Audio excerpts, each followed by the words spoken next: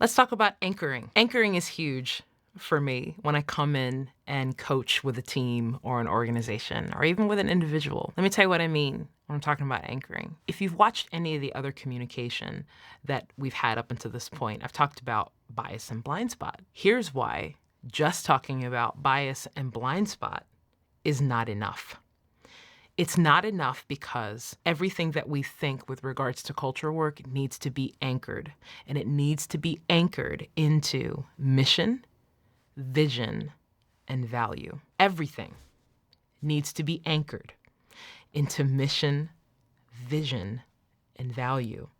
Let me tell you what I mean. If we start in culture work with just the doing or just the strategy or just trying to say to ourselves, here are the five ways we're going to make changes in our organization. And if it's not anchored to who you are as a company, as an organization, or even as a faith community, then it just kind of feels like the work is just sort of hanging out there by itself, right? You're telling your employees, you're telling your staff, you're telling your senior leaders, hey, make these 5 changes.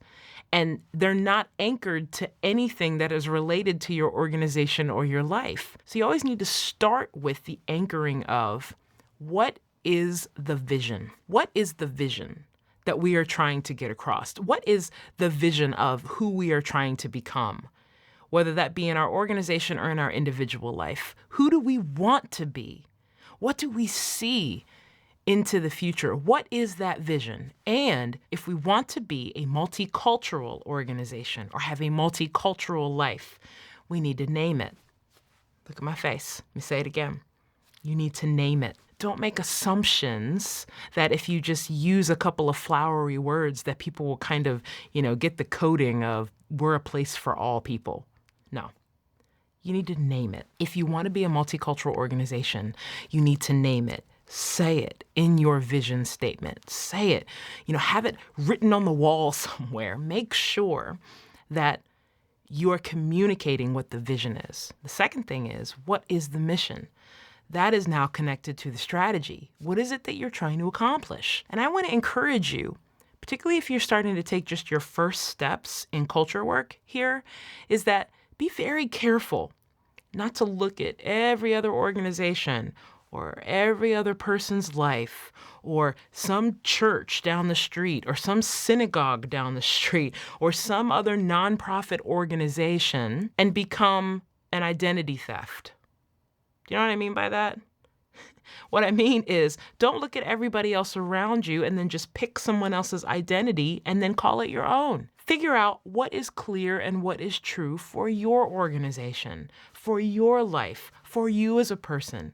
What do you want? What do you want to see? What do you want to do? And then make that your mission. And that way, all of the things that you want to change, all of the hopes that you have for your staff, your organization, they will be connected and anchored to vision and mission. And last, make sure that you spend some time figuring out, after you have vision and mission, how are we going to do it? How is it going to feel around here?